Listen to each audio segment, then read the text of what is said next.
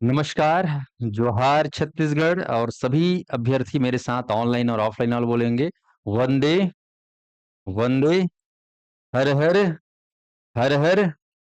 चलिए तो आज हम लोग छत्तीसगढ़ में एक नया सेक्शन शुरू करने वाले हैं जो आपके आगामी सीजीपीएससी और उसके अंतर्गत जो भी परीक्षाएं आती हैं सभी के लिए महत्वपूर्ण है। तथ्यों पर आधारित आज का टॉपिक है। आप ध्यान दीजिएगा कि ये फैक्ट कितने इंपॉर्टेंट है।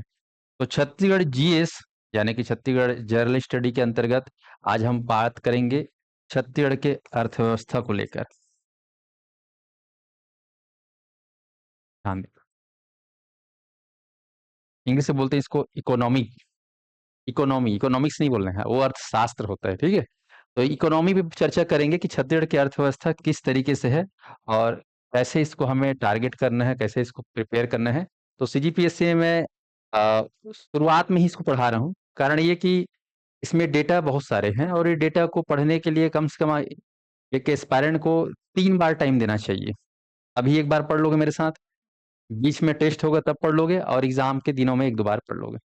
कम से कम 3 बार पढ़ेंगे तभी जाके ये सब्जेक्ट आपके दिमाग में घुसेगा, अदरवाइज भूल जाओगे। क्योंकि ये कहानी नहीं है, ये क्या है? डेटा है। स्पष्ट है? तो ध्यान दीजिएगा कि छत्तीसगढ़ का जो अर्थव्यवस्था है, इस अर्थव्यवस्था में कैसे टारगेट करना है, आज टॉपिक मैं पहले लेकर आया हूँ। आप देख रहे हो छत्तीसगढ़ का आर्थिक सर्वेक्षण, जिसका चैप्टर 1 है आर्थिक स्थिति की समीक्षा। समीक्षा करेंगे आज कि किस तरीके से पूरे। तो ये क्या होता है, थोड़ा सा इसको थोड़ा समझ लो कि क्या होता है। अर्थव्यवस्था से जानते हो, जब बात करते हैं ना अर्थव्यवस्था की, तो भारतीय अर्थव्यवस्था, हर देश की अपनी एक अर्थव्यवस्था होती है।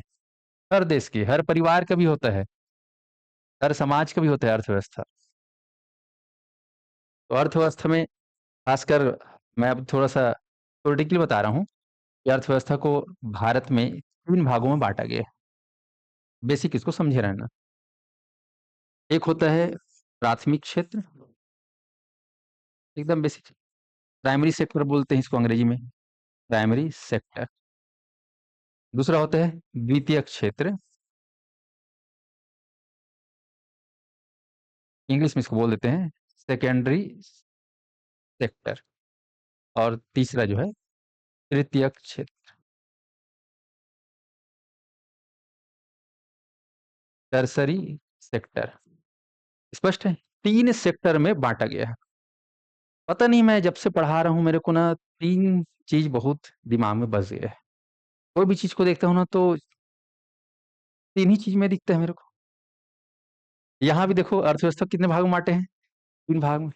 इतिहास जब पढ़ते हैं तो उसको भी 3 भाग में देखते हैं, प्रागैतिहासिक काल, आद्य ऐतिहासिक काल और ऐतिहासिक काल। पता नहीं, जहां भी जाता हूँ मेरे को हर चीज कितने भागों में दिखते हैं? 3 भाग में। और जब 3 भाग दिखते हैं ना तो मेरे दिमाग में 3 देवता आ जाते हैं। त्रिदेव, समझते हो ना, जिसको हम लोग गॉड बोलते हैं। क्या बोलते हैं इसको? God. G for generator, O for operator और डी फॉर डिस्ट्रॉयर, है ना। हम्म। और इसको हम लोग हमारे धर्म में, पौराणिक कथाओं में इन तीनों अक्षर से 3 देवताओं को प्रकट कर देते हैं। बीफ में 3 मुड़ी वाला कि 4 मुड़ी वाला? ब्रह्मा। ब्रह्मा को कितना मुड़ी रहता है? हाँ, इनकी 4 यार। का 4 मुड़ी है ना। Brahma, O for operator Vishnu ji, और डी फॉर दिया महेश। ब्रह्मा विष्णु और महेश। तो जब भी 3 देखता हूँ तो मेरे को ब्रह्मा विष्णु महेश ही याद आता है। लगभग लगभग जितने भी सब्जेक्ट पढ़ोगे ना सब में 3। पता नहीं पढ़ने वाले वैज्ञानिक हो या जो भी है, 3 भाग में बनाए हैं। इसको याद करके बनाए हैं कि क्या है, या फिर भगवान ने सबको ऐसा बुद्धि दे के रखे कि बाबू रे हम तीनों को याद करके बनाना 3 सेक्टर में। अर्थव्यवस्था भी देखो प्राइमरी, सेकेंडरी और टर्सरी। अब ये संयोग कहो या जो भी कहो, पर मैं ऑब्जर्वेशन में देखता हूँ कि 3 भाग में। सीजीपीएससी सिलेबस भी देखोगे तो उसमें भी 3 भाग है। मेंस में भी देखोगे पूरा 7 पेपर, सातों के अंदर 3-3 पार्ट है। पता नहीं क्या रहस्य है, बस सब 3-3 है। ऐसा समझ में? सर उसे हम बात करेंगे। आते हैं हम अर्थव्यवस्था में। तो प्राथमिक क्षेत्र जो है अर्थव्यवस्था का, इसमें विशेषकर कृषि को शामिल किया जाता है। जहां रखा कृषि क्षेत्र, अभी बस सुने रहो लिखने में कृषि, उसके अलावा आप कहेंगे पशुपालन, मत्स्य पालन, खनिज, और कृषि में बागवानी वगैरह भी आता है। कई बार ये शब्द कई लोगों को दिमाग में नहीं आता। बागवानी पर तो कृषि, पशुपालन, मत्स्य पालन, ठीक है, बागवानी और खनिज, ये हमारे प्राइमरी सेक्टर में वन भी ले सकते हो। जल जंगल जमीन ले सकते हो इसमें, ऐसा में तो ये प्राथमिक क्षेत्र है, ठीक है। द्वितीय क्षेत्र में खासकर निर्माण से संबंधित और विनिर्माण संबंधित चीजें आती हैं। क्या होता है आप लोग बता रहा हूँ, सरल भाषा में ना, निर्माण और विनिर्माण के क्षेत्र शामिल हैं। निर्माण और विनिर्माण, जैसे यहाँ पर कई सारी चीजों का निर्माण हो रहा है। घर का क्या होता है कि विनिर्माण होता है, निर्माण होता है ना। सड़क का क्या होता है कि विनिर्माण होता है, हाँ, निर्माण बोलते हैं ना। तो घर है, ठीक है, सड़क है, ये सब का निर्माण होता है। लेकिन आप बोलेंगे कि ये मेरे हाथ में मोबाइल है, इसका क्या हो रहा है, इसको अर्थव्यवस्था में निर्माण नहीं बोलते, क्या बोलते हैं, विनिर्माण। एक कार है, विनिर्माण, बाइक है, विनिर्माण, घड़ी है, विनिर्माण, कपड़ा पहना हूं, विनिर्माण, मैन्युफैक्चरिंग सेक्टर, ठीक है। तो कुल मिलाकर निर्माण ही है, एक हिसाब से देखा जाए। बस थोड़ा सा उसको कैटेगराइज किया गया, तो निर्माण पर आधारित। और ये निर्माणों के लिए जो है हमारे दुनिया में, देश में बड़े बड़े क्या स्थापित हैं, उद्योग क्या स्थापित हैं, हाँ, बड़े स्केल पर जो है, बड़े मात्रा में उत्पादन करने के लिए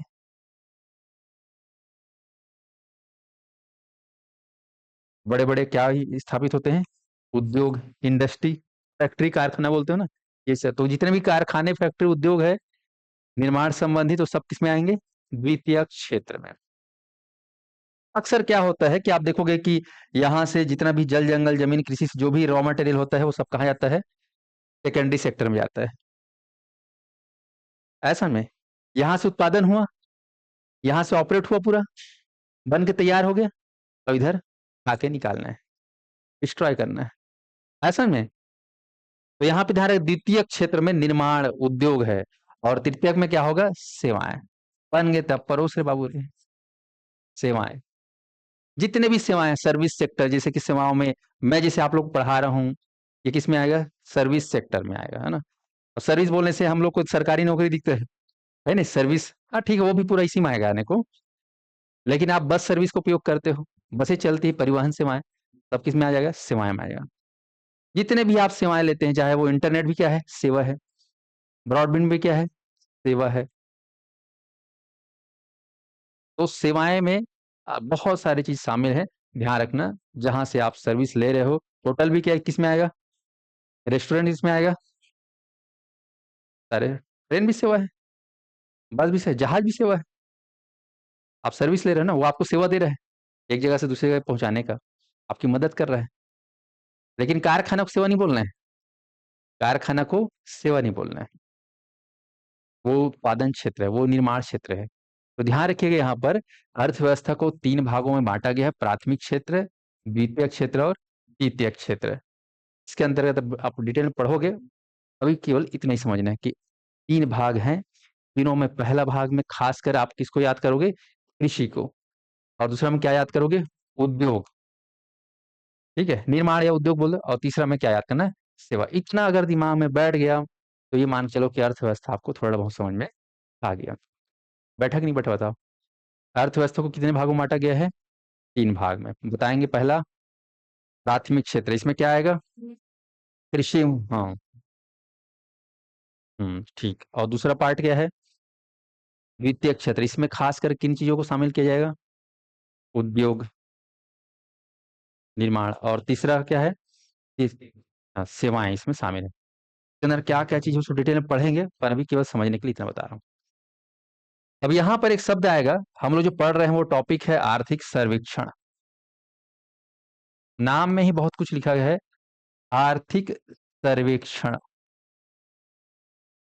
समझ लो इस बात को, क्योंकि बहुत इंपॉर्टेंट, जब पीएससी की बात आती है तो आर्थिक सर्वेक्षण को इतना दबा के पूछता है कि एग्जाम हॉल में पसीना छूटने लग जाता है, क्योंकि पूरा डेटा पूछता है ना। 1 साल 2 साल का नहीं, 5-10 साल के पूछते जा। तो आर्थिक सर्वेक्षण आपको ध्यान रखना है, ये हर साल बदलते रहता है, हर साल ये नया रिपोर्ट के रूप में आता है। तो आर्थिक अर्थव्यवस्था से जुड़ा हुआ है, ठीक है। आर्थिक में अर्थ शब्द का मतलब होता है अर्थ। अर्थ अर्थ मतलब क्या होता है पता है आप लोग को? पृथ्वी। हाँ, अर्थ, हाँ, यस यस, अंग्रेजी में अर्थ मतलब पृथ्वी। सही समझो तुमन, हाँ। हाँ, और अर्थ मतलब क्या होता है? मीनिंग है, अच्छा अच्छा, पूंजी, हाँ ठीक, पूंजी। अर्थ मतलब होता है पैसा। सरल भाषा में क्या बोलना है? पैसा। लेकिन ये आर्थिक सर्वेक्षण में अर्थव्यवस्था हम पैसे पैसे नहीं बोलेंगे। तो पैसा पैसा करती है, पैसे पे क्यों मरती है, ये वाला बात नहीं करना है। यहाँ पर क्या बोलना है? राजस्व। क्या बात करेंगे? पैसे को यहाँ पर राजस्व बोला जाता है, अंग्रेजी में बोलते हैं रिवेन्यू। क्या बोलते हैं? रिवेन्यू। अर्थ मतलब होता है रिवेन्यू, राजस्व, ठीक है। उसका क्या होगा? सर्वेक्षण होगा, सर्वे होगा। सर्वे मतलब क्या होता है समझना? चीजों को जानना, समझना, हिसाब किताब। हिसाब किताब, सर्वेक्षण मतलब हिसाब किताब, लेखा जोखा।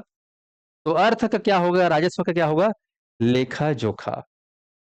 आर्थिक सर्वेक्षण में हम देखेंगे कि किस तरीके से राजस्व का लेखा जोखा हिसाब किताब होगा। और ये होगा कैसे? वार्षिक होगा। कैसे होता है? वार्षिक। एनुअली होता है, हालांकि क्वार्टरली भी होता है, हाफ ईयरली भी होता है, लेकिन हमें पढ़ना है वार्षिक वाला। सीधा 1 साल के हिसाब किताब ले एक संग्रह पढ़ना है। तो आर्थिक सर्वेक्षण जो है वो प्रतिवर्ष आता है, प्रतिवेदन के रूप में, रिपोर्ट के रूप में आता है, ठीक है। तो इसका एक विभाग भी है। तो ध्यान दीजिएगा यहाँ पर, हमारा जो आर्थिक सर्वेक्षण है, इसमें सरकार, अब बात करते हैं जैसे कि देश है। हमारा देश क्या है? भारत देश। देश के अंतर्गत क्या होता है? राज्य होता है। भारत राज्यों का क्या है? एक संघ है ना। राज्य के अंदर क्या आता है? जिले आते हैं ना। जिले के अंदर 7 तहसील, ऐसा आप लोग सुने होंगे, है ना। तहसील के अंदर क्या आता है? ग्राम वगैरह, है कि नहीं। तो हम यहाँ पर आर्थिक सर्वेक्षण मैं जो पढ़ाने वाला हूँ, छत्तीसगढ़ का पढ़ाने वाला हूँ, यानी कि वो छत्तीसगढ़ राज्य। ये स्टेट इकोनॉमिक सर्वे है जो मैं पढ़ाने वाला हूँ। भारत का भी क्या होता है अपना, हर साल इकोनॉमिक सर्वे। अब इसको जारी कौन करता है? भारत का अगर देखा जाए तो जारी करने वाला कौन है? वित्त मंत्रालय। कौन सा विभाग जारी करता है बोलने से? वित्त मंत्रालय। और इसका सियान मुख्य कौन होता है? वित्त मंत्री, फाइनेंस मिनिस्टर, ठीक है। आपको याद रखना है कि वर्तमान में कौन है फाइनेंस मिनिस्टर। कौन है रे? हाँ, निर्मला सीतारमण। अब ध्यान दीजिए यहाँ पर, ऐसे ही राज्य में भी वित्त विभाग है, ठीक है। यहाँ भी वित्त विभाग, वित्त मंत्रालय। और छत्तीसगढ़ में पहली बार वित्त मंत्रालय को संभालने के लिए अलग से क्या बनाया गया है? वित्त मंत्री बनाया गया है। छत्तीसगढ़ के इतिहास में पहली बार। एक पहले क्या होता था, जो मुख्यमंत्री होता था हमारे राज्य का, वही वित्त मंत्रालय को संभालता था। पर इस बार का जो मुखिया है वो संभालने लायक है। नहीं, अभी तक तो सब जितने भी सीएम हो वही संभाले हैं। इस बार का सीएम क्या बोलोगे, है ना, तब तो दूसरा आया है। जो भी है समझ जाओ, है ना। तो वित्त मंत्रालय अभी वो वर्तमान में कौन है? वित्त मंत्री ओपी चौधरी जी, ठीक है। तो यहाँ पर ध्यान दीजिए कि अब वित्त मंत्रालय यानी कि ये सरकार का एक विभाग है, मतलब कैसे शासन का एक विभाग है। इसको मैं एक शब्द दे रहा हूँ, सरकार। शासन और सरकार में भी अंतर होते, पढ़ोगे लोक प्रशासन में। सरकार मतलब वो जो कैबिनेट के जो मंत्री होते हैं ना, 14 मंत्री, उनको मिलकर क्या बोलते हैं? सरकार। ये सभी किसकी सरकार चल रही है?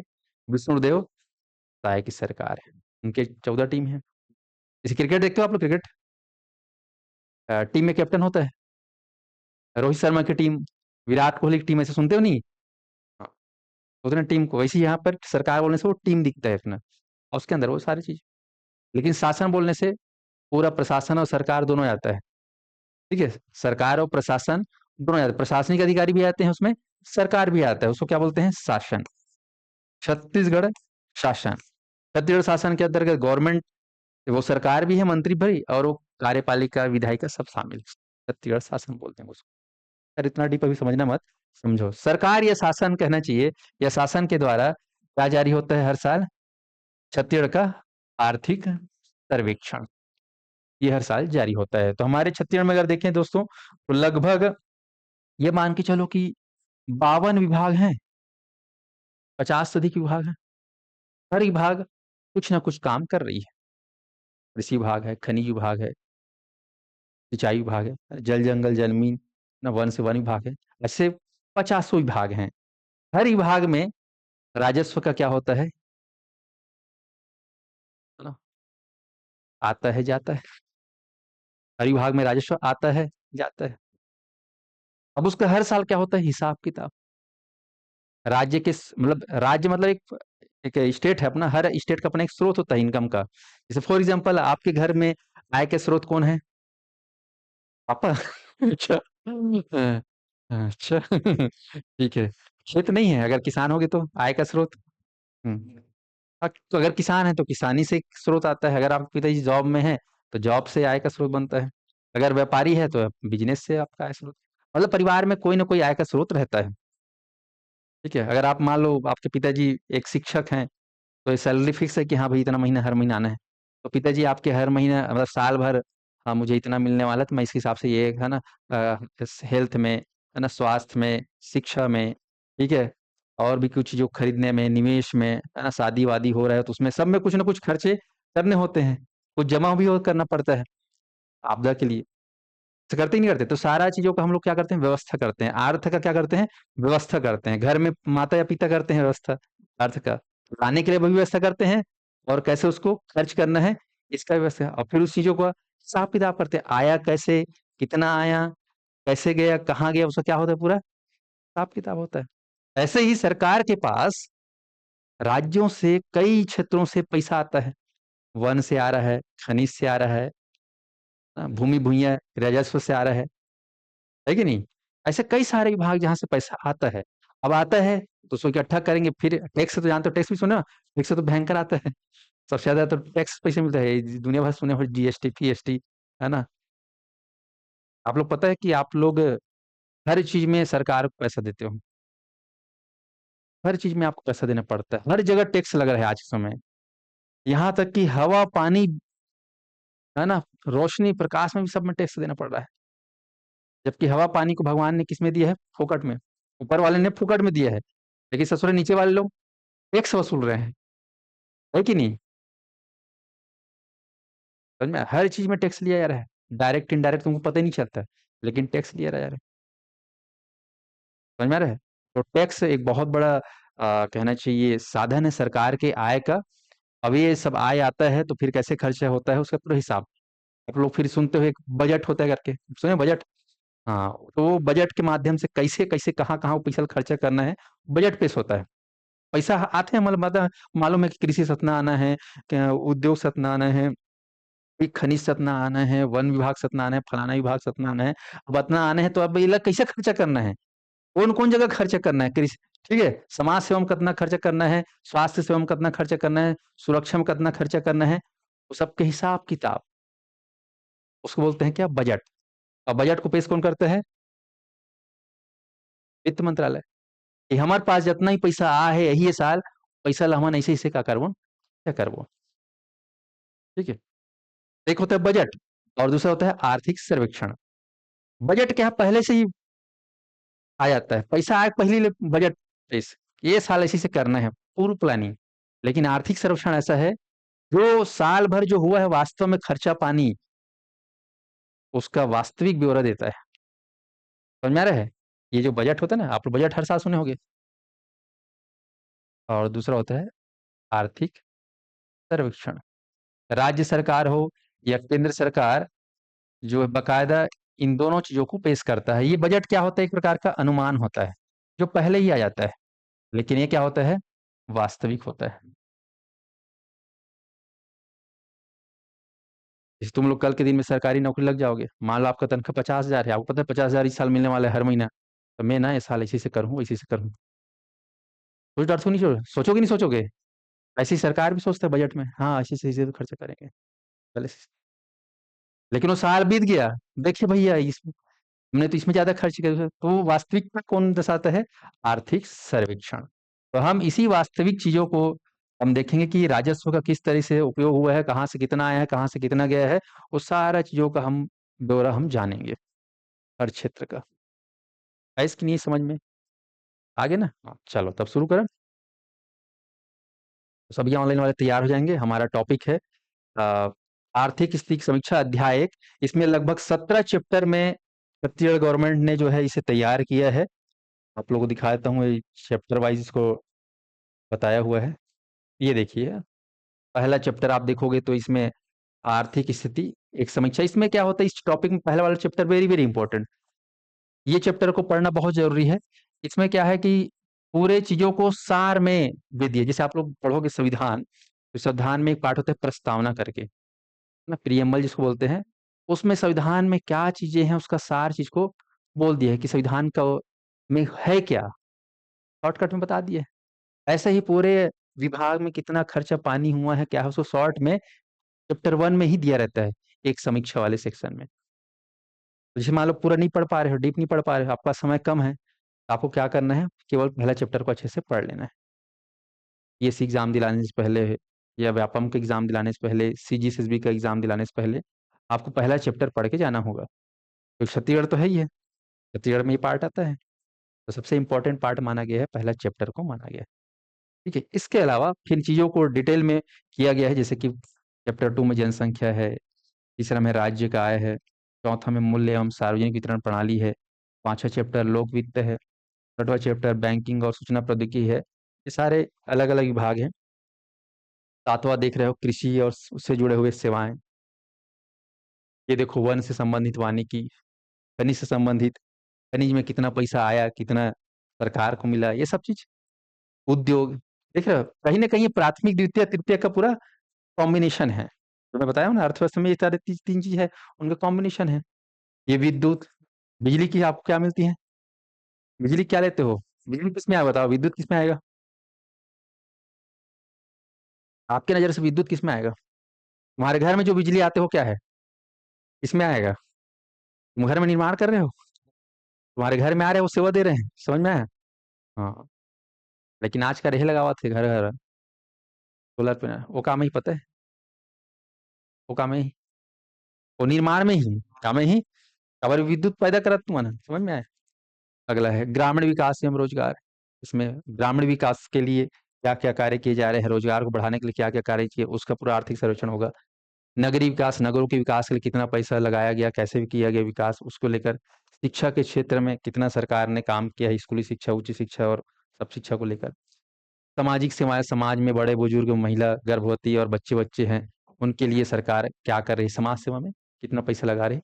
और एक है सतत विकास, 17वां चैप्टर सतत विकास लक्ष्य। ये नया चैप्टर जुड़ा है पिछले 5-6 वर्षों में, ये 5 नहीं 7-8 सालों में, कहना चाहिए, सतत विकास लक्ष्य, एसडीजी। ठीक है, तो ऐसे लगभग देख रहे हो तो लगभग 418 पन्नों में ये आर्थिक संरक्षण दिया रहता है। तो ये अपने आप में एक सब्जेक्ट है। 400 पन्ना मतलब समझिए कहीं के। और एग्जाम में 10 क्वेश्चन पूछे थे घर से, एक गाँव तो मन माने कर पूछ दे रही से, कब बात 2017 की समय रही से मन पैसा दिला रहे हैं, और कह पूछ दे रही से ना, ये का हो गए रे, मन माने कर 20-25 पूछ दे रही से, देख के दिमाग खराब, क्योंकि पढ़ के नहीं गए थे उसको, उसमें आता नहीं था, तो कैसे करे, है ना? तो होता है कभी कभी। तो आजकल तो क्या है, एक एवरेज कहीं ना कहीं 5 से 10 सवाल पूछता है इससे। तो ये एक सब्जेक्ट मान लो इसको, इसी के लिए क्या है, एक सब्जेक्ट है, 2 दिन पढ़ने वाला चीज नहीं है ये। एक सब्जेक्ट हो, आप कम से कम महीना भर पढ़ते हो नहीं पढ़ते हो, ये भी एक विषय है, इसको भी कम से कम महीना भर पढ़ना चाहिए। ठीक है, ये आपके निबंध में काम आएगा, मेंस में काम आएगा, मुख्य परीक्षा में डेटा, सारी चीजों, बहुत सारी चीजों में काम आता है। तो लगभग 17 चैप्टरों में ये चीजें बनी हुई हैं, जिनको हम ब्रीफ में पढ़ेंगे खास खास। तो चलो शुरू करते हैं हम लोग। अध्याय 1, चैप्टर का नाम क्या है? आर्थिक स्थिति एक समीक्षा।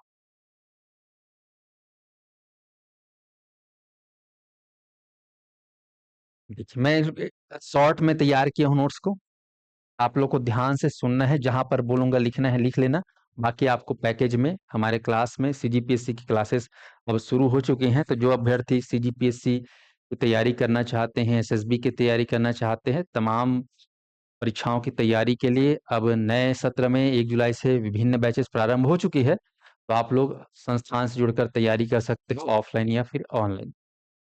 चलिए, तो छत्तीसगढ़ की आर्थिक समीक्षा में बात करते हैं। तो यहाँ पर पहला पॉइंट हमने लिखा है 1 नवंबर 2025 से छत्तीसगढ़ में ने रजत जयंती वर्ष में क्या किया है, प्रवेश किया है। हम सभी को ज्ञात है कि हमारा राज्य का निर्माण कब हुआ है भाई, 1 नवंबर 2000 को।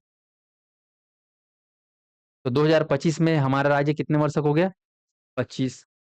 तो 25वां वर्ष को हम लोग हमेशा क्या मनाते हैं, सिल्वर जुबली। 50 साल को क्या मनाते हैं, गोल्डन जुबली।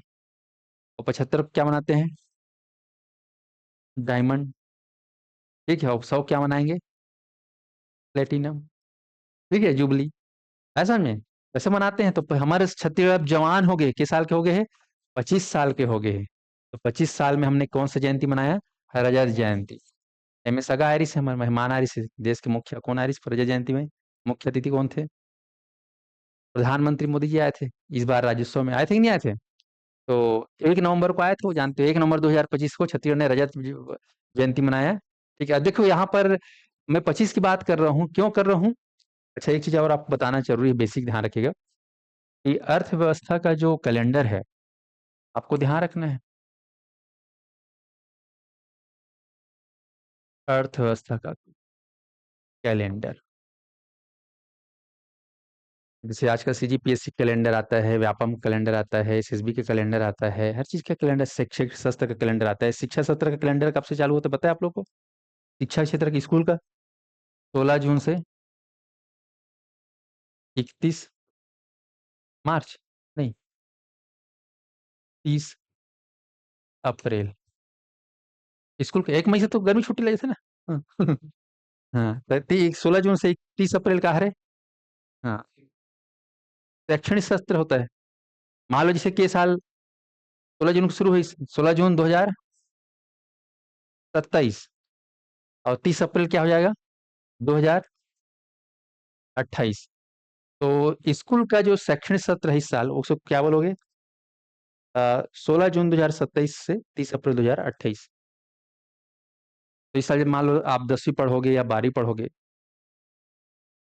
मान लो 12वीं पढ़ रहे हो, है नहीं, तो 12वीं जब तुम पढ़ोगे, परीक्षा दिलाओगे, उसके बाद तुम्हारा क्या होगा, एग्जाम एग्जाम होने के बाद क्या आएगा, आपका मार्कशीट आएगा। आएगा कि नहीं आएगा मार्कशीट, मान लो ले दे के ग्रेस में पास हुए, उत्तीर्ण में, है ना। हाँ, ठीक है, हिंदी में ले दे के 30 आया, 3 तुमको दिया गया, है नहीं, 35 आया, तो पास हो गया। ठीक है, तो तुम्हारे मार्कशीट में क्या लिखा रहेगा, 2027 28 लिखा रहेगा। कैलेंडर एक ठा नहीं लिखा रहा है 2027 कहीं के, पहले मैं समझ कावर में 2027 28 लिखे, मैं तो 27 में पढ़े हूँ। मैं भी ऐसे सोचा था पता है, दो ठा कावर लिखे हुए 27 28। आपके जितने मार्कशीट देखना सब में 2 वर्ष लिखा रहता है, 27 28, 25 26, है ना, 10 11 12 13, 24 25, ऐसी चीज लिखा रहता है। तो सोचे हम तो 25 में हमारा शुरू हुआ था, तो काहे 25 26 लिए, वो इसलिए भैया कि 2 साल टच हो गया ना, ये दे शुरू हुआ था 16 जून 2027 में, वो अगले साल कैलेंडर को छू दिया, है कि नहीं। बाकी ग्रेगोरियन कैलेंडर तो 1 जनवरी से चालू होता है और 31 दिसंबर को खत्म होता है, ग्रेगोरियन कैलेंडर जो अंग्रेजी वाला कैलेंडर है। और हिंदू वाला, जो हिंदी वाला है, वो चैत्र वाला चलता है, उसका वो अलग चलता है, उसका सावन भादो कुमार कार्तिक वाला, है कि नहीं। तो उसका अपना कैलेंडर है, ग्रेगोरियन का अलग कैलेंडर है, शैक्षणिक शास्त्र का अलग कैलेंडर है, हर चीज का एक अलग कैलेंडर होता है। ऐसे ही अब अगर बात करें तो अर्थव्यवस्था का भी क्या होता है, एक कैलेंडर अलग से बनाया गया है। तो इसके कैलेंडर की शुरुआत कब मानी जाती है, इसको अंग्रेजी में बोलते हैं, अर्थव्यवस्था कैलेंडर को वित्तीय वर्ष, क्या बोलते हैं इसको, एक शब्द सुने ना, वित्तीय वर्ष। अंग्रेजी में बोलते हैं इसको फाइनेंशियल कैलेंडर, फाइनेंशियल कैलेंडर, बोलचाल में फाइनेंशियल कैलेंडर। तो फाइनेंशियल कैलेंडर कब से स्टार्ट होता है और कब खत्म होता है, ये आप सभी को जानना है। कई लोग तो जानते हैं, कई लोग नहीं जानते हैं, तो अब जान लो भाई। फाइनेंशियल कैलेंडर जारी होता है, आपको ध्यान रखना है, शुरू होता है 1 अप्रैल से। ठीक है, 1 अप्रैल से। हाँ, 12, अच्छी बात यह है कि सब में 12 महीना की ड्यूरेशन रहता है। अब क्या रहता है, शिक्षक शास्त्र भी लगभग 12 महीना का होता है, ये मान के चलो। 12 नहीं बोलना चाहिए, 10 महीने का होता है, 10, 2 महीना छुट्टी हो जाता है, मान के चलो।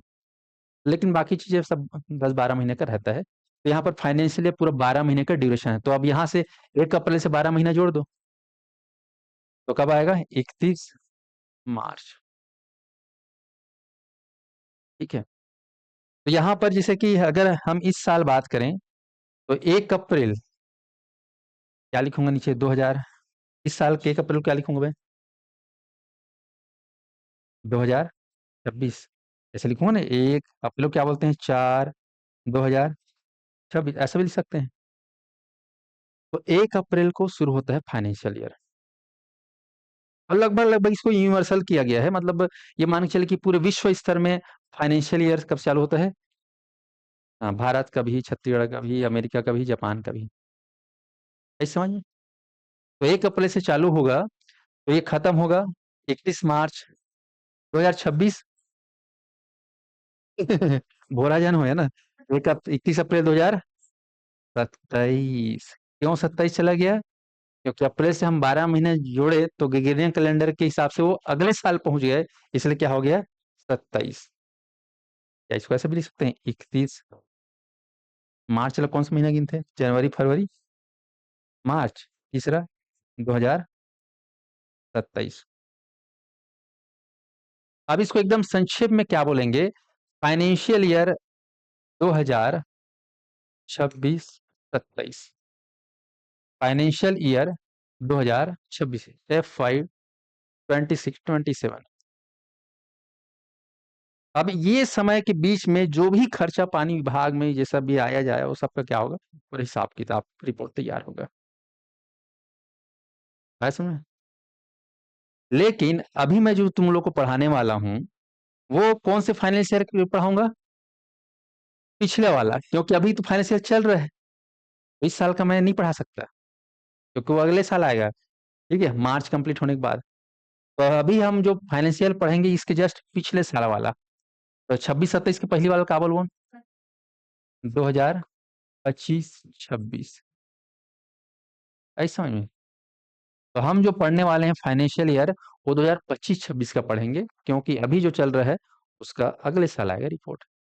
और आपके पीएससी में भी जो एग्जाम में पूछेगा, वो यहाँ का नहीं पूछेगा, वो किसका पूछेगा, 25-26 का, चाहे वो प्री हो, चाहे वो मेंस हो।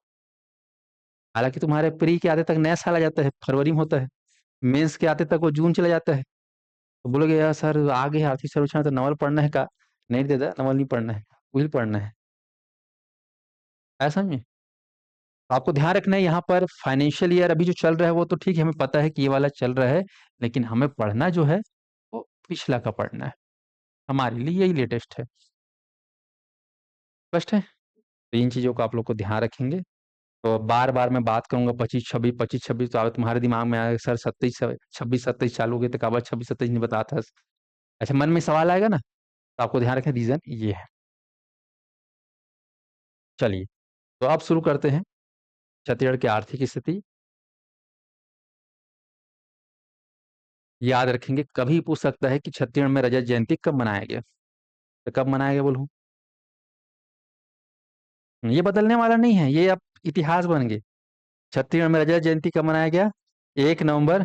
ये देखो दुनिया भर के कहाँ मनाया गया, जगह वगह भी जाना था तुम, गिरे हो कि नहीं गिरे हो, देखे बार रजत जयंती ला। हम्म, नवा रायपुर में जी।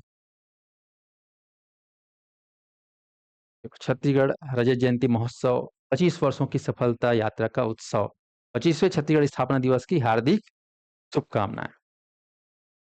चले, अब बात करते हैं, कुछ खास बातें हैं जो इस आर्थिक सर्वेक्षण में मिलता है।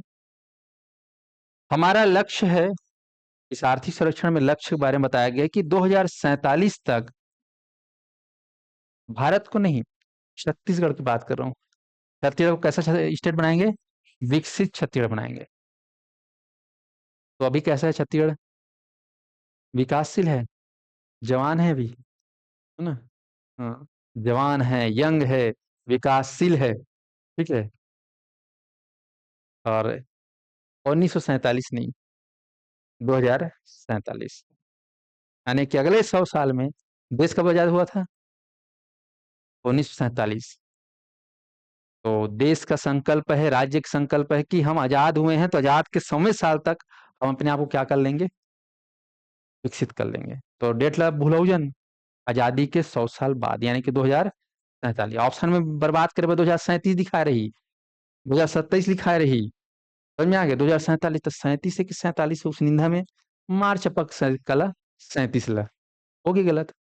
ऐसा नहीं, तो आपको ध्यान रखना है यहाँ पर विकसित छत्तीसगढ़ का लक्ष्य कब रखा गया है? 2047, ये आपको ध्यान रखना है।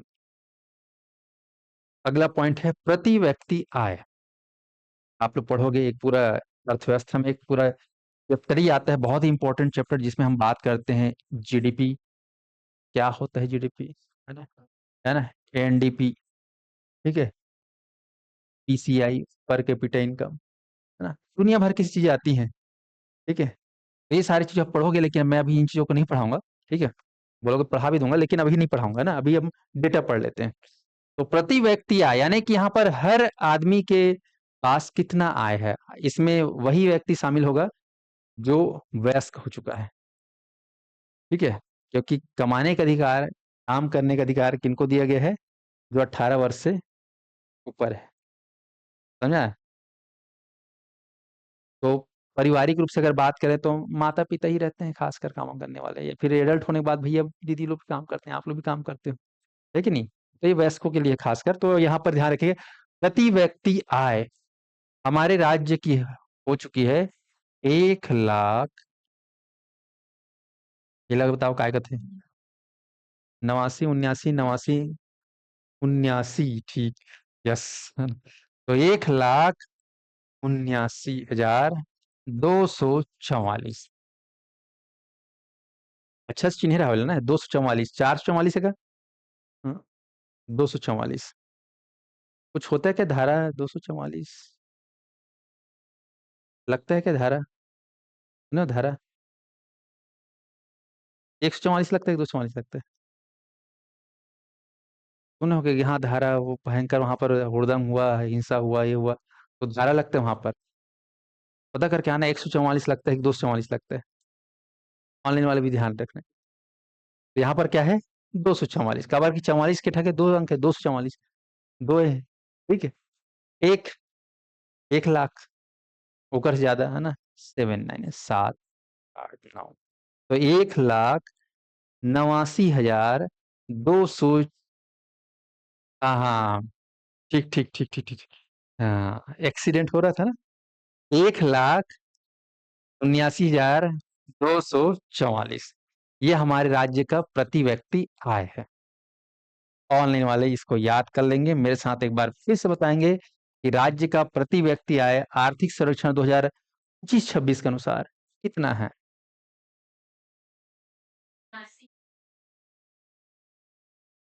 हम्म, इसको मुखाग्र कंठस्थ ऐसा बोलो, यहाँ रखना है, ठीक। एग्जाम में किसी न किसी रूप में पूछ लेगा। हम पिछले साल का भी पढ़ेंगे कितना था प्रति व्यक्ति आय पिछले आर्थिक सर्वेक्षण, लेकिन ये अभी लेटेस्ट है, 1,79,244। चलिए तीसरा पॉइंट ये बता रहा है कि राज्य में वन की जो स्थिति है, वन आच्छादित, वन कितना फैला हुआ है, बिखरा हुआ है, टीसीपी के आधार पर पढ़ोगे आप तो, ट्री कैनोपी डेंसिटी 44.25%। हमारे राज्य में अगर हम बात करें, ये अपना राज्य है,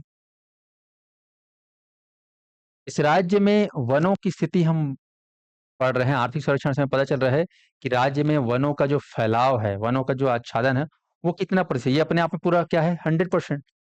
छत्तीसगढ़, आप जानते हो छत्तीसगढ़ का एरिया कितना है टोटल? एरिया कितना जी? 1,35,192 या 91 है ना, आर्थिक सर्वेक्षण में 91 बोलेगा, तो मैं यहाँ पर 1,35, 1,91 किलोमीटर स्क्वायर, ऑनलाइन वाला ध्यान रखेंगे।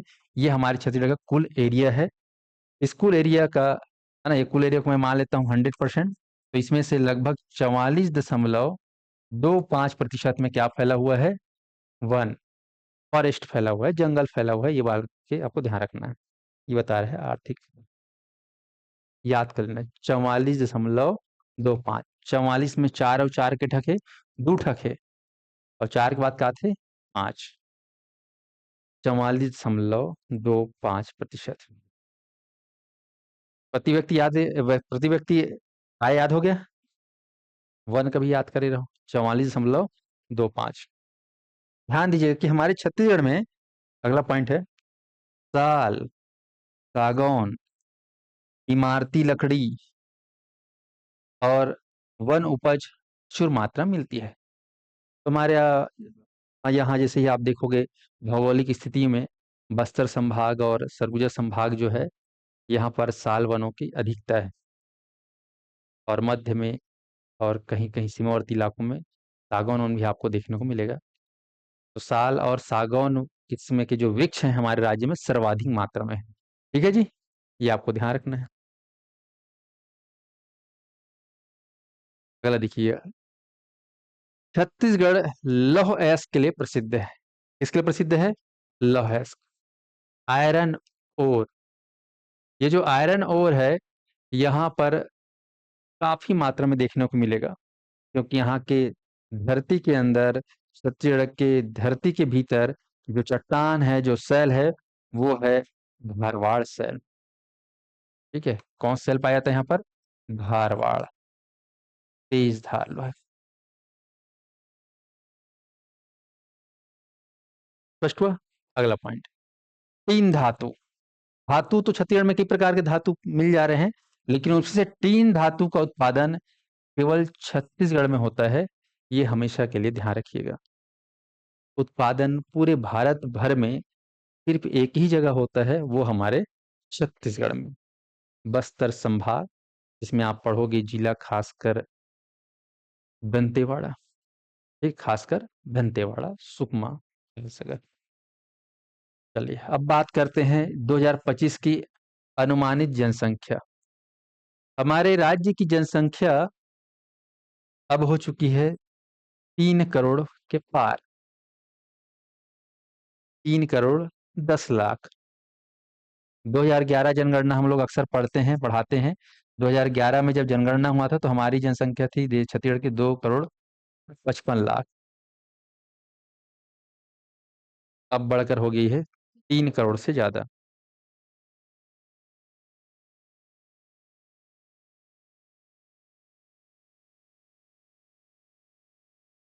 तो अब घर में जाकर बताना छत्तीसगढ़ में जनसंख्या कितनी हो गई है कहीं की, कितनी बताऊँ? 3 करोड़ 10 लाख। हमारे यहाँ के आदिमन कितना कमाते साल के? 1 लाख। हाँ, हमारे छत्तीसगढ़ में जंगल कितना हमें? 44। हमारे यहाँ कौन किस्म के वृक्ष ज्यादा है? साल और सागौन। ठीक है, चलो अगला है, लगभग 70% लोग, यहाँ के लोग क्या काम करते हैं? कृषि काम करते हैं। आज भी हमारे राज्य की 70% आबादी कृषि कार्य से जुड़ी हुई है। स्पष्ट है?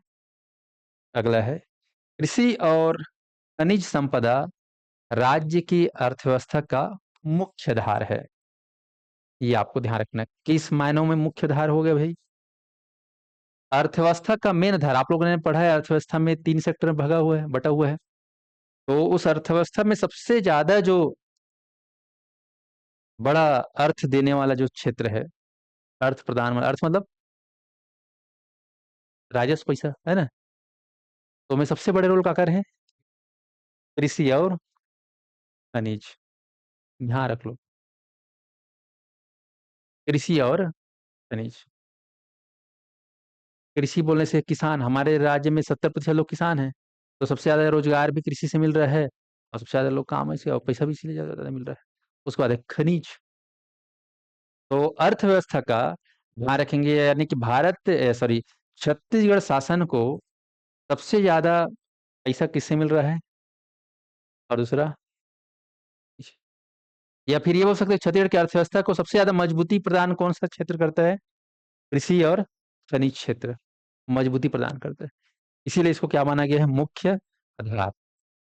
तो अर्थव्यवस्था में तो कई आधार हैं, लेकिन उसमें पूछेगा बाबू रे बताओ, बोला 2 ठक आधार बताओ, जी मेन मेन हरे।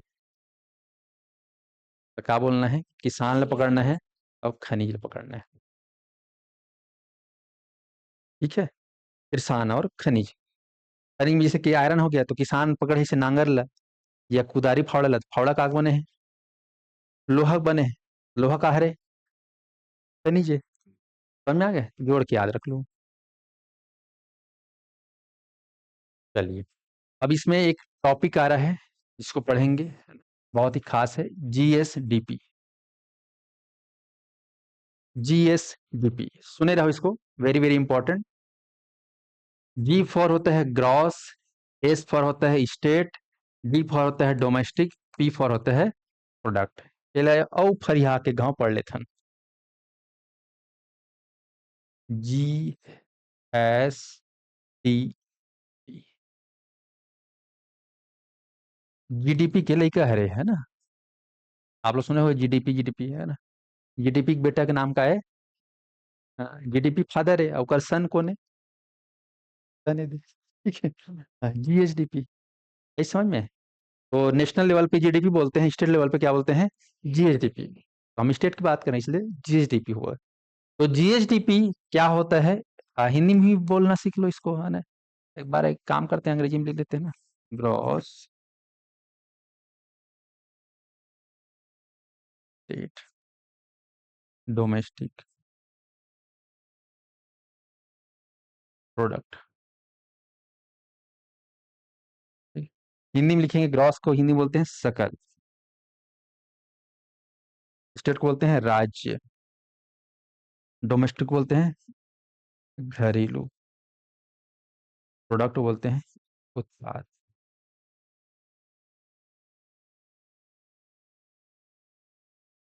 सकल राज्य, सकल राज्य घरेलू उत्पाद। तो अर्थव्यवस्था का जो मेजरमेंट है, जैसे आप लोग लिक्विड चीजों को किस में तौलते हो, किस में मापते हो, लीटर में, वजन को किलो में। सब चीज का मापने का कुछ ना कुछ यंत्र तंत्र मंत्र है। ऐसे ही अर्थव्यवस्था को मापने का तंत्र मंत्र यंत्र क्या है, इस समझ में कति बड़े रोल है देख। जीएसडीपी मतलब, जीएसडीपी का है रे, अर्थव्यवस्था मापे का है रे है, इकाई बोल लो, है ना। इस मार काम समझ में। तो जीएसडीपी के माध्यम से अर्थव्यवस्था को हम मापते हैं। ठीक है, अब इसका मतलब क्या होता है थोड़ा सा समझ लो, ध्यान दीजिएगा। कुछ बातें हैं जो इसको डिफाइन करता है जीएसडीपी क्या है करके। ध्यान सुनना, दिमाग लगाना है, रटना मत। राज्य के अंदर, अब राज्य के अंदर मतलब,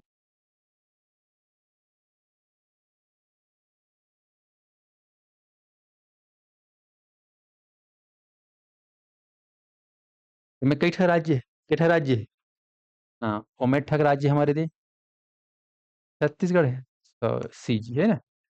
अब भारत देश में एक राज्य है छत्तीसगढ़, तो राज्य के भीतर, इसके भीतर, समझ में आया? राज्य के भीतर 1,35,191 वर्ग किलोमीटर भीतर, एक वर्ष में, कितने वर्ष में, एक वर्ष में, 2 वर्ष 3 वर्ष नहीं, एक वर्ष में।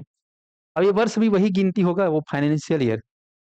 ठीक है, 1 अप्रैल से। तो ध्यान रखेंगे राज्य के अंदर एक वर्ष में उत्पादित सभी वस्तु, और को इंपॉर्टेंट, वेरी वेरी इंपॉर्टेंट, छोड़ना नहीं बाबू रे। सभी वस्तुओं और सेवाओं, एकदम तीन, मैं इसको तीन भाग बता रहा हूँ। राज्य के अंदर एक वर्ष में उत्पादित सभी वस्तुओं और सेवाओं। मजेदार टॉपिक है ये, देखना ध्यान रखना। क्या बोल रहा है पहला पॉइंट, राज्य के भीतर। अब कौन सा राज्य है हमारा, छत्तीसगढ़, तो छत्तीसगढ़ राज्य के भीतर, राज्य के भीतर एक वर्ष के अंदर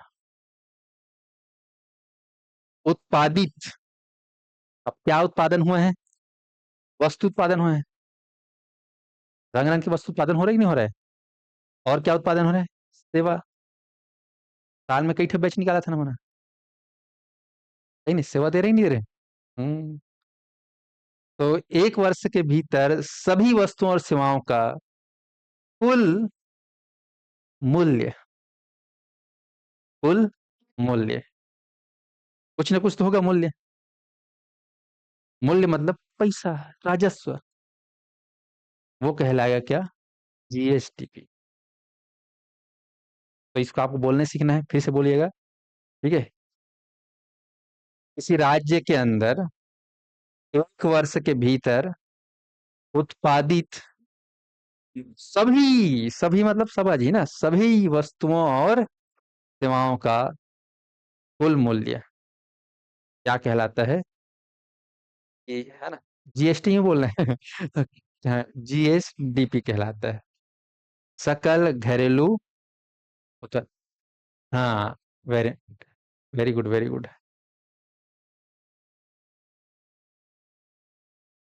नाम में भी सब कुछ है भाई, ये दे नाम में है ना, जोरदार है, कहाँ है लिखे रहो ना भाई, बड़ी जन, ये दे, इसी में देख लो आप। ये सकल राज्य घरेलू उत्पाद, सकल मतलब संपूर्ण, एक साल में संपूर्ण, राज्य मतलब किसी राज्य के भीतर, घरेलू मतलब घर के भीतर, है नहीं, हमारे घर मतलब छत्तीसगढ़ हमारा एक घर है, उस घर में जितना भी उत्पादन हुआ, सकल उत्पादन, उसको क्या बोलेंगे? जीएसडीपी। ऐसा अभी इसको मैं हटा दूंगा तो क्या हो जाएगा?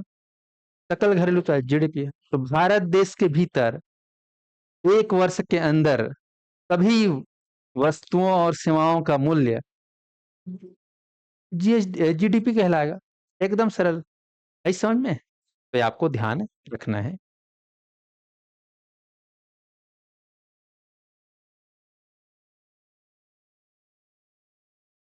पॉइंट दूसरा है कि यानी मतलब राज्य ने एक साल में कितना उत्पादन, अब उत्पादन करेगा तो उसको पैसा मिलेगा नहीं मिलेगा, यानी कमाई होगा, तो कितना उत्पादन और कमाई की, उसे क्या बोलते हैं? जीएसडीपी कहते हैं।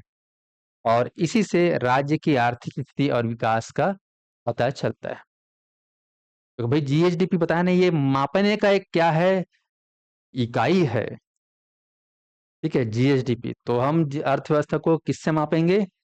जीएसडीपी से मापेंगे। है समझ में? यहाँ तक किसी को कोई दिक्कत? चलो आगे बढ़ते हैं। उदाहरण के लिए अगर हम बात करें तो हमारे यहाँ उत्पादन, छत्तीसगढ़ में एक साल में क्या क्या उत्पादन होता है? धान का उत्पादन होता ही नहीं होता है, कई सारे उद्योग हैं, कई जगह सीमेंट का उत्पादन हो रहा है, कई जगह छड़ का उत्पादन हो रहा है, कई जगह ईटा बना रहे हैं, कई जगह कपड़ा बना रहे हैं, हो रहा है कि नहीं उत्पादन? उद्योग, तो उद्योगों से उत्पादन हो रहा है। बिजली का उत्पादन हो रहा है कि नहीं बिजली का उत्पादन? हम्म, परिवहन, ठीक है, ये भी सेवाएं हो रही है। ठीक है, व्यापार आदि, सबको मिलाकर मतलब परिवहन क्या हो जाए? सेवाएं में आ जाएगा, क्योंकि हम पढ़े सभी वस्तुओं और सेवाओं का, एवं से सब वस्तु आते हैं, विकर से का है सेवा होता है। तो सभी वस्तुओं और सेवाओं को मिलाकर कुल मूल्य निकाला जाए तो वही क्या कहलाता है? ऑनलाइन वालों को समझ में आ रहे हैं?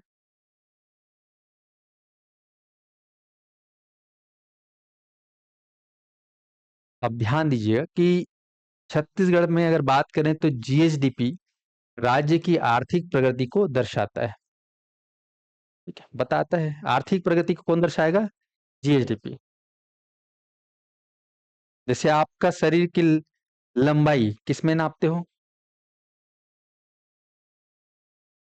हाँ, सेंटीमीटर में नापते होगे, टेप में नाप, हाँ, टेप में नापते होगा, लेकिन टेप में कहीं लिखाए रहते हो मैं सेंटीमीटर, मीटर, मीटर, फीट, वीट, हाँ, इंच विंच जो भी है ना, ये वजन वजन अपना मापते हो ना, है ना? अगर मान लो आपका वजन बढ़ रहा है, मतलब आप क्या प्रगति कर रहे हो, और घट रहे तो दिक्कत वाली बात है।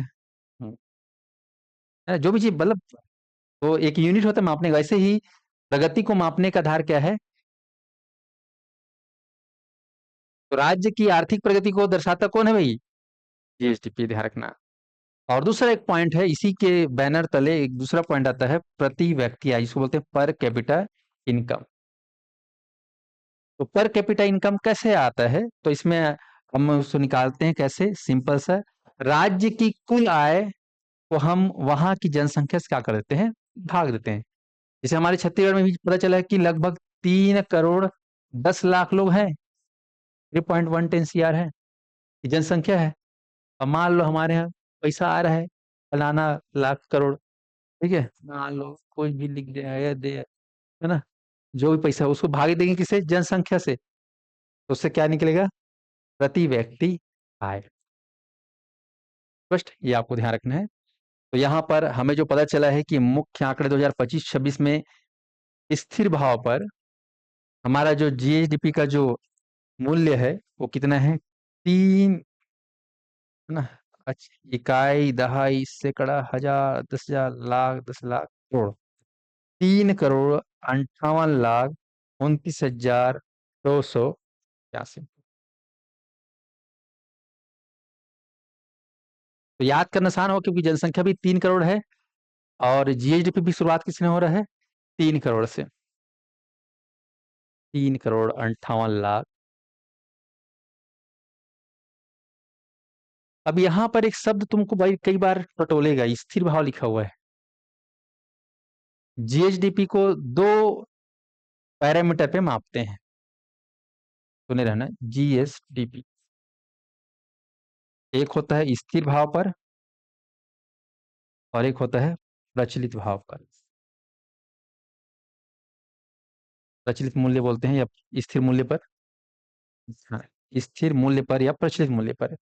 ध्यान रखिएगा कि जब भी हम बात करते हैं आर्थिक सर्वेक्षण को, और आर्थिक सर्वेक्षण के अंदर जीएसडीपी को दो पैरामीटर मापते हैं, स्थिर मूल्य, तो स्थिर मूल्य को हमेशा हम मापते हैं 2011-12 के हिसाब से,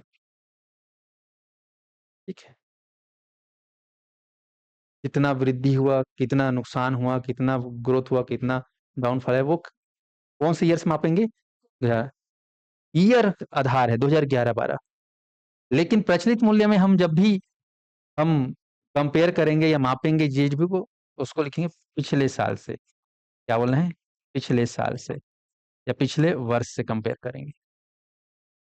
जैसे कि अभी फाइनेंशियल ईयर कौन सा चल रहा है बताओ, अभी 2026-27 चल रहा है, पिछला वाला फाइनेंशियल ईयर कौन सा था, 25-26, उससे पिछला फाइनेंशियल ईयर कौन सा था, 24-25। तो जो मुझे अगर 2026 यहाँ पे लिख देता हूँ मैं 3 कंटिन्यूअस फाइनेंशियल ईयर लिख रहा हूँ, अभी जो चल रहा है रिसेंट में वो है 2026-27, इससे पिछले वाला क्या बोलोगे, 2025-26, इससे पिछले वाला क्या बोलोगे, 2024-25, और इससे पिछले वाला क्या बोलोगे, 23-24, ठीक है। अब मेरे को क्या करना है, आर जीएसटीपी निकालना है, कौन से भाव पे निकालना है, प्रचलित मूल्य पर। मान लो मेरे को निकालना है इसका, तो मैं कंपेयर इससे करूंगा कि इससे करूंगा, कि इससे करूंगा, ऑप्शन ए, बी, सी, बताओ बाबू रे, अकल में कंपेयर करूंगा, मतलब प्रचलित मूल्य पर निकालना है जीएसडी, प्रचलित मूल्य पर मैं क्या कर रहा हूँ, जीएसडीपी फाइंड आउट कर रहा हूँ। तो कैसे फाइंड आउट करूंगा, 2025-26 का मैं प्रचलित मूल्य पर जीएसडीपी निकालूंगा, तो मैं किससे कंपेयर करूंगा, ए, बी, सी, ऐसे करना है, ठीक है।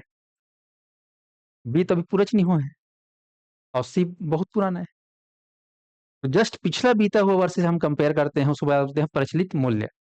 और मैं अगर इसको कंपेयर करता हूँ सीधा 2011-12 से, हमने एक आधार वर्ष माना है 2011-12 को, ठीक है, बाद में भविष्य में चेंज हो जाएगा, ये आने वाले 5-6 साल बाद ये चेंज हो जाएगा, ठीक है, ऐसा नहीं कि जन्म जन्म के 2011 ठीक है, पहली वाले मन 2009 वाले मन को थोड़ी ना भविष्य से कंपेयर करा तो रिसोई है ही नहीं, अगर बदल गई से 2006 4 6, तो आपको ध्यान रखना यहाँ पर 2011-12 से अगर मेजर करते हैं तो वो कहलाएगा स्थिर मूल्य पर जीएसडीपी, और हम पिछले वर्ष से कंपेयर करते हैं तो वो कहलाएगा प्रचलित मूल्य पर जीएसडीपी। तो यहाँ पर हम जो जीएसडीपी लिखे हैं हुए हैं, हाँ, लूंगा नहीं, हाँ, तो वो कहलाएगा अपना, यहाँ पर लिखा है स्थिर भाव पर, और एग्जाम में सीजीपीएससी में लगभग 99% जो डेटा पूछे जाते हैं वो कौन से भाव पर पूछे जाते हैं, स्थिर भाव पर। तो आप लोग को स्थिर रहना है, किसमें स्थिर रहना है, स्थिर भाव में, ऐसा में बुक में तो दोनों दिया रहेगा।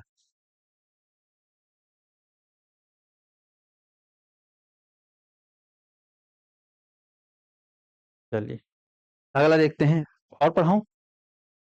झेल लोगे? चलो 2-3 ठा पॉइंट और बताया था ना। अब छत्तीसगढ़ राज्य का वृद्धि दर कितना है वर्तमान में? आर्थिक समीक्षा से हमें पता चला कि हमारा राज्य का जो वृद्धि दर है वो कितना प्रतिशत है? 8.11। ग्रोथ रेट कितना है? 8%। पिछले साल से हमने ग्रो किया कितना परसेंट? 8% ज्यादा। या 8% के साथ हम क्या कर रहे हैं? ग्रो कर रहे हैं।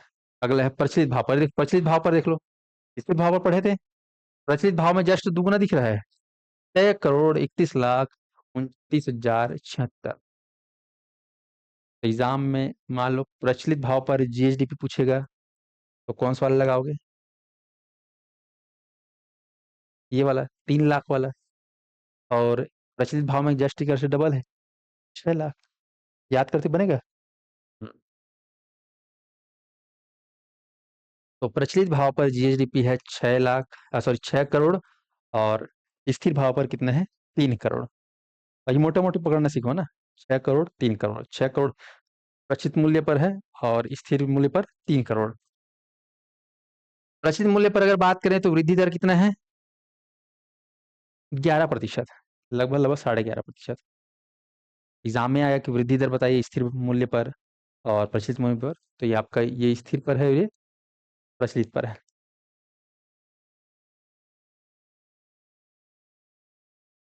चलिए नेक्स्ट पॉइंट है। हमारे छत्तीसगढ़ की अर्थव्यवस्था की जो रीढ़ है, आधार है, वो कौन सा है? कृषि, प्राथमिक क्षेत्र एवं संबंध सेवाएं। कृषि सबसे मेन सेक्टर है। और इस सेक्टर की जो जिम्मेदारी कहना चाहिए भागीदारी है 100% में कितना है? 20.64% किसका है? कृषि का। यानी कि हमारे अर्थव्यवस्था में सबसे ज्यादा राजस्व देने वाला, सबसे ज्यादा रोजगार देने वाला, अर्थव्यवस्था को मजबूत करने वाला कौन सा क्षेत्र है? कृषि। और संबद्ध सेवाएं मतलब होता है उससे जुड़ा हुआ पशुपालन हो गया, बागवानी हो गया, है ना? जो भी चीजें हैं, मसाला वसाला सब, खेती खारी, मत्स्य पालन वो सब संबद्ध सेवाएं में आ जाएगा। ठीक है। मधुमक्खी मधुमक्खी वो अ, सब पालन भी किस में आ जाएगा? इसी में आ जाएगा, कृषि में। स्पष्ट है? तो याद रखें कृषि और संबंध क्षेत्र हमारे छत्तीसगढ़ की अर्थव्यवस्था का रीढ़ का आधार है। जीएसडीपी में कृषि क्षेत्र की भागीदारी लगभग 20% है। हो गया। तो इतना तुमको आज याद कर लेना है। बन जाएगा।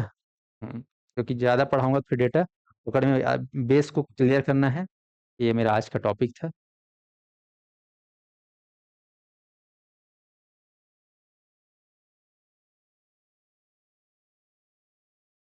स्पष्ट है? हम्म, चलिए तो आज क्लास को यहीं पे ओवर करते हैं।